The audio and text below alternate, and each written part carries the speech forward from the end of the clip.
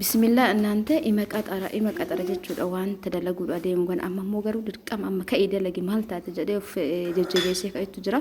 calaltuu na duuba jiru kan ammootu እናንተ bitee garuu viidiyoo isiniin goone akkasuma waan kana dalaguudha deemuun mana keessa dhabamuu qabu shamarran jechuudha hordoftoota kiyya. Egaa yeroo baay'ee daabboon ati gootu ni bareeda maal itti dibda gubbaa isaa maal goota gizee bukeesstu maal goota egaa baay'ee nama gaafii kana gaafattan karaa wasaappiitiin yeroo baay'ee daabboo akkata itti hojjedhullee gad isinii dhisee jira tariitii namni ammas dhuftanii fooloo yookaan sabskraayibii gootanii haarawwataatan ta'uu danda'a warra na gaafattan malee jechuudha itti aansuun calaltuu miti kanan bitee gubbarraa kana kabshaatti naqan kana duraan እናንተ meeshaan akkamiin akkana qaala'e duraan qarshii kuma afur ture jechuudha amma ilaa qarshii kuma sagaliitiin bitame ka gubbaa qofti jechuudha maashaallah calaltuun tuni hedduu dansaadha tiituu waa sadii gooti ni caralti ni qabbaneesti akkasumas ni uisti maashaallah tabarakallah gatiin isaa qaala'ulle jechuudha gize nagaa binne ka gubbarra sana amma bite malee እና ወንድማፉሜ haga xumuraatti waliin tura assalaamu alaykum wa rahmatullahi wa barakatuh jirtu wardoftoota kiyya jaalatamuuf kabajamoo akkam jirtanii fayyaa keessan yaalamanni saanamni keessan dalagaa fi akkam isin jaana bira bareedullah alhamdulillah isin bira bareedda akkatee abdiin qaba haasawa isinitti dheeressu kallatti waan qabadhe dhufetti isin dabarsa egaa meesituu daabboo isinii qopheessuudha deema jechuudha bifa viidiyootiin meeqatu isinitti mul'ata maal fa'aa isinii mul'ata fakkeenyaaf waan afurta jira meesituu yookaan qimamii gosa afurta jira inni suni abishii dimbilaala abusuuda adii fi abusuuda gurraacha jechuudha akkam goonee daabboo mana keessan keessatti gizee masoobii miti naannawa gara bakki daabboo keettan osoo biran ga'een hafuurri isaa maashaallaadha wallahi dhugumis ni hinjaa gizee mana keessatti daabboo gootanii meesituu kana yoo fayyadamtan daabboon isin guutan ka ajaa'ibaati jechuudha hafuurarraa kaasee lallaafina isaatirraa kaasee akkamitti isinii hima warri beektanii beektanii ani garuu mana kiyyatti gizee dalagu meesituu kana malee hin dalagu hatta gizee akkana qopheeffadhee na jala dhumeeyyuu diqqoo walitti goggodhee hatta ni keelii keessatti maan taanetume itti irra firfisa jechuudha gizee bukeessu yoo atta bakka sannafee jedhe qopheeffachuu dadhabaa yeroo tokko takka biizillee yoo ta'e hundumaafuu meeqa xumuraatti na waliin tura tartiibaan isinitti agarsiisa tariitii tanaan durallee hojjedhee gadhiiseera garuu warra ammas dhiyeenya kana sabskraayibii godhee maatii kiyya ta'ee na hordofutu akka harawaatti na gaafatanatti fakkaate maaliif viidiyoo jalatti viidiyoo tokko gizee gootee geessite maa gadhiiste jalqabarraa gootee manutti hin agarsiisne gizee gootu akkamitti akka gootu maal fa'aa akkatti gootutti ni warra na gaafatan hundumaa foon waliin turaan isiniin jedha maal eegaa jirtan daqiiqaa lama laaltanii bara uummata qashti laayikii tuqa hundumaafuu abishii kiyya akkasitti egaa iseen booda maxbasha irratti isee maxbashaa ta'ee waan kamuu istoofii kasala waan barbaadan irratti garuu maxbasha irratti istan akkana jiddu galeessa godhee isin diimessa jechuudha warkeessoo hin taane egaa abishiin magaala ta'een booda abusuuda adiitti godhaa jechuudha hordoftoota kiyya hubadhaas biratti akkaataan isin walitti itti mattan hagam walitti qinya jettanii yoo gaafii isin ta'e fakkeenyaaf kaawwan gosa arfan irraayyuu gosa arfantu jira miti gosa arfan kana keessa abishii walakkaa gootan fakkeenyaaf akkam jechuufiyya kaawwan sinii tokko yoo gootan firee sadiin gosa sadiin san firee sinii tokko yoo gootan abishii immoo walakkaa gootan gosa kaawwan immootu maankaa afur gootan abishii immootu maankaa lama gootan maaliif abishiin amalaadhaa akka isin jalaa hin taasifneef isin jalaa nadheessineef kaawwan irra diqqeessuu qabdanii jechuudha meesituu gosa arfan san keessa abishiin harki diqqaa ta'uu qaba jechuudha isinii gala jedheetii yaada'u isiniin gal irra isinii deebi'a fakkeenyaaf qimamii daabboo kana qopheeffachuudha adeemtaa miti ani haga isaa waan isinitti agarsiisaniif isin maal gootan dimbilaala fal'aawwanni tokko sinii tokko abusuuda gurraacha sinii tokko abusuuda adii sinii tokko ni qopheeffattanii abishii immoo arfaffaa sinii walakkaa qopheeffattanii jechuudha kanneen keessaa abishiin ho'uun dirqama kuuwwan immoo isuma ho'e kanarratti naxxan malee ho'inoo istan nama ibidda jala hin jiru akkuma abishiin ho'ee geessan ibidda jala dhaamsee eegasi abusuuda adiitti godhee waliin ga'e eegasi dimbilaalitti godhe jechuudha kanaafuu abishiin dirqama ho'uu qaba kuuwwan ho'uuma isaatiin liqqoo isii akkanuma maxbashamu irratti haginnaalluu biraawanii nu kennu waliin geennaa jechuudha hordoftoota kiyyaa egaa warroonni chaanala kanaaf haarawaa taatan chaanalli kun chaanala keessanii sabskraayib gochuudhaan na hordofaan isinin jaa akkasumas ittiin booharaa shaashampaa jedha ijoolleen biyya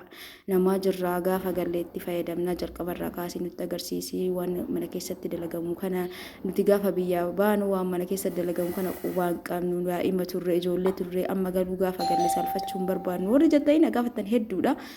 warra na gaafateef deebisaa jira kanaaf maal gootarree isin chaanalli kun keessan jechuudha viidiyoo irra gadhiisa malee isin daawwachuu dandeettan akka barbaadanitti yeroo lama sadii irra deebitanii dhageeffachuu dandeettan afaan keessa waan ta'eef jechuudha obboleeyyan kiyya egaa akkasitti jalqaba abishii magaalatti irraa jala dhaamseen booda abusuuda adiitti godhe eegasi dimbilaalitti godhe bakka takkatti ho'isee ibidda shi jala godhee jal'aamsee jechuudha. Abusuuda eegale abishii yookaan shuqoo iseen booda ibidda jal'aamsee maxxashaan ho'a waan ta'eef walitti ho'isee ho'ama kana daakuudha deemaa harkana gube garuu sisteema fayyadamee osoo harka kiyya irratti gadi hin jissin akka inni gadi hin jinne qofa cinaan akkana godhuudhaan itti naqaa waan ho'a daakuu barbaadee fi maaliif hin jettani abishiin namaan bullaa'u yoo akkas ta'uu baate jechuudha. Kanaafuu ammaan tana maashina tana turtee jirtee jechuudha. Ka shunkurtii qofa duraan jala tabalashee ka juusillee ni jira ka bunallee ni jira ka qimamillee jira kun amma kun kan mi'eessitu yookaan qimamii akkana itti daaku tana gadi takka taburaa ni qabdi hoggaa shangee natti fakkaata ta'ee inni ati kun jira bakka tokko waan yaadata hoggaa shangee tokko seetii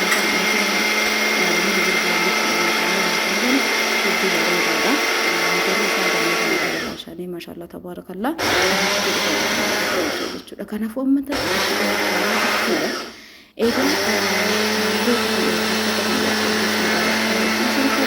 kabaja sinaaf gootan wallaa laazim galatooma ulfaadha namoonni meeshaalee garaagaraa narraa ordarii godhatan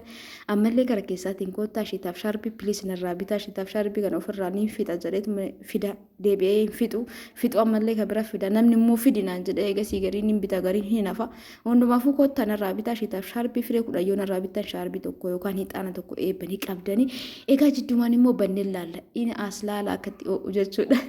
akkatti ol aarri keessaa agartanii ho'aa waan ta'eef garuu kun laammi jedheetiin inda akkamii sirriitti butute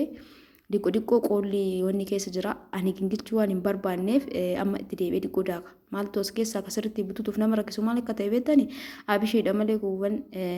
ni daakama abishii yookaan shuqoo jechuudha namni hin beekne jirtani abishiin dawaa hedduudha. Egaa daabboo keessan gizee wajjattan daabboo eebalu akka isin jedhamu qofa osoo hin ta'in isinitti tola dalagi isin godhachuudha. Nama daabboo torbaan lamatti ni dalaga. Gizee tokko yoo daabboon dafee dhumatu baate itti dhiisa malee amma ol ka'ee daabboon tolchu na godhe garuu walumaa san ol ka'ee bukeessee sa'aatii 2-3 keessatti ni bukaa ni tolcha jechuudha. Paatira diqqootti hatta akka kiiloo tokkollee tolfatu dandeettanii. Akkana isin jaa hordoftoota kiyyaa kun olaanaa maashaallah tabarakallah kun ammaan tan akkana gannaaqee isinitti agarsiisutti jira namoonni eelee daabboo nagaa fatta deemaa furtaa koottaa kaartoonii tokko isinii fida. Biyya fagoo geessuu hin danda'u dhiyoo immoo isinii geessa ka fagoo maatiin keessan dhufee onarraa fudhatuu danda'e biteetti isinii kennuu dandeettan uffata obboleeyyan keenyaaf warra mana barumsaa qabu jira haadhaaf abbaa kiyyaaf warri jettan shaaliin abbootallee uffanni qorraa kaawwataa akka shurraabillee jira akka fooxallee ni jira jechuudha wanni barbaadanii jira karaa wasaappiitiin koottaa na dubbisa eegaa mi'eessituun teenna kunoo kana fakkaatti maashaallah tabaarakallaa mi'eessituu gosa sadii bakka takkatti daanne namni tokko garaagaratti daakaa rakkoo miti bakkuma tokko geessu waan ta'eef bakka tokkotti sadii nuu daakee eegasiin booda abusuunni gurraachi daakamuu dirqamaa miti yoo barbaadan daakuullee dandeettan garuu daabboo keessaa wanni akkasitti keessa jiraatan natti tola waan ta'eef hin daaku baay'inaan illee hin daakamu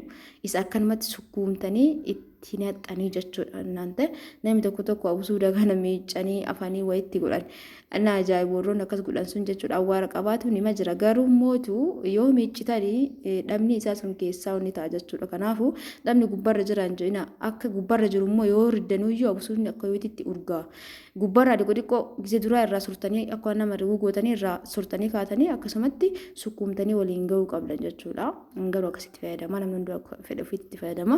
maashaallah tabaarakallaa innaa mi'eessituu tana akkana waliin gahee waan qadaada qabutti naqadhe achumaa gisee daabboo tolchu gisee garagalchaa tolchu akkasumas faxiiraa ta'uu danda'a fal'aana sukkaaraa san diqqeessee isii takka irra buusaa hagani dhumatu maashaallah daabboon keenya akkuma urgaayetti garagalchaan keenya nama soobii osoo ulbantan waaw isin ijaa hordoftoota kiyya kanaaf haala kanaan godhaa fayyadama eegaa warri gaafii garaagaraa na gaafattan haga danda'een isinummaa deebisuudha yaada gaafii deebi'uun dirqama ta'u jechuudha ammaan tan akkamii fayyadamtarree xiqqeessitaniiti fal'aana sukkaaraa akkana yoo guutan bara akkanatti yoo safartan kana jechuun fal'aana sukkaaraa lama jechuudha diqqishumisii akkana gadi gootanii ilkaan irratti akkanatti daabboo tokko gisee gootan akkana fal'aana tokkotti gootanii jechuudha akkamitti akka goonuu daabboo ajaa'ibaa walumaan kan hojjannu taana yoo viidiyoon dheerate viidiyoo itti aanu eegadha eegaa akkanan isiniin jaa hordoftoota kiyyaa namoonni biddeen illee nagaa fattan gaaf tokko inshaallah gaafa rabbinaa laaffise jalqabaa haga xumuraatti akkamitti akka bukeessu isinitti agarsiisa kallattimaan kun daabboo wajjin hojjanna jedhee jalqabee garuu mootu naaf hin taane hundumaafuu viidiyoo itti aanu eeggadha laayik sheer gochuu akka hin dagatamne hedduu isin jaaladha baay'ee.